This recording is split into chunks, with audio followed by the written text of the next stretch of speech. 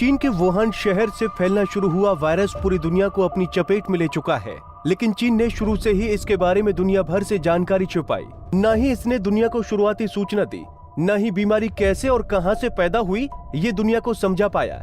ऐसे में ये आरोप लगना लाजमी है कि चीन के मनमाने रवैये की वजह से दुनिया इस प्रकोप को झेल रही है। इसी बीच चीन के वुहान शहर में हुए लॉकडाउन के दौरान एक महिला द्वारा लिखी गई एक डायरी बाहर आ गई है, जिसने चीन पर लगे इन आरोपों को सच साबित कर दिया है। क्या है डायरी का मामला? जिस वक्त चीन के वुहान में कोरोना फैल रहा था, उस वक्त फेंग फेंग नाम की महिला हर रोज डायरी लिखती थी। डायरी में वुहान का सारा सच लिखती थी। उसने मौत, मातम और यातना तक की दास्तां लिख दी।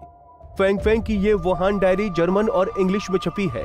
फेंग फेंग ने डायरी के ऑनलाइन वर्जन में कुल 64 पोस्ट डाली हैं। उन्होंने किसी अच्छे रिपोर्टर की तरह जो देखा वो लिखा, जो सुना वो लिखा। जब दुनिया कोरोना को ठीक से जान तक नहीं पाई थी, तभी उन्होंने डॉक्टरों के हवाले से दुनिया को बताया कि बीमारी संक्रामक है। उनकी साफगोई दुनिया के दिल में उतर गई और बहुत से लोग फेंग फेंग की लेखनी के कायल हो गए। शुरू में चीन के लोग भी उसके दीवाने हुए, लेकिन जैसे ही उन्हें पता चला कि पूरी कहानी जर्मन और इंग्लिश में आ रही है, तो उन्होंने इस नायिका को खलनायिका बना डाला और फिर फेंग फेंग को मौत की धमकियां मिलने लगी।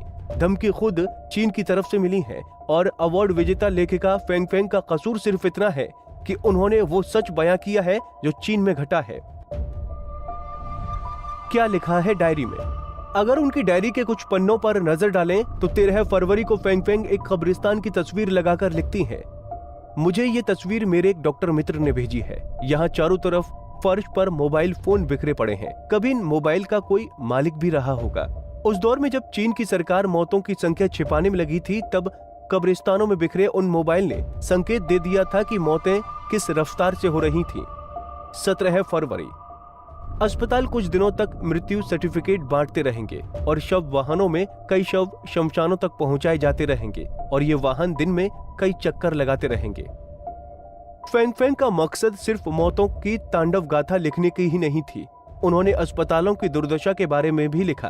अस्पतालों में जगह नहीं है, डॉक्टर मरीजों को देख तक नहीं पा रहे, किसी को किसी की फिक्र नहीं है, ये सब भी उन्होंने लिखा। हुआ भी ऐसा ही जैसा फेंग फेंग ने लिखा।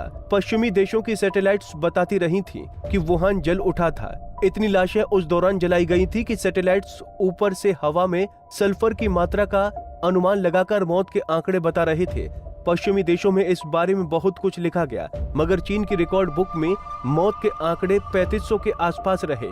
इन आंकड़ों को पिछले हफ्ते ही चीन ने थोड़ा संशोधित किया और अंतर्राष्ट्रीय दबाव पड़ने के बाद 17 अप्रैल को वो आंकड़ा 4632 कर दिया। वुहान डायरी की लेखिका फेंग फेंग ने जो अपनी आंखों से देखा उसे दुनिया को बताया। उन्होंने मौत की कहानी बताई, चीन की चालबाजी बताई, आंखों देखी कोरोना के कहर का एक एक सच बताया, अपने शहर वुहान में मौत के तांडव की वजह गिनाई। चीन भले ही फेंग फेंग की जान का दुश्मन हो गया हो, लेकिन वो अपनी लेखनी पर अड़िग है। तभी तो चीन का वो सच बाहर आ रहा है जिसे दुनिया अब तक कानाफूनी करते हुए कह रही थी। कुल मिलाकर चीन चाहे जितना दलील दे, लेकिन वुहान डायरी की लेखिका के खुलासे ने उसका एक और असली चेहरा सामने ला दिया है।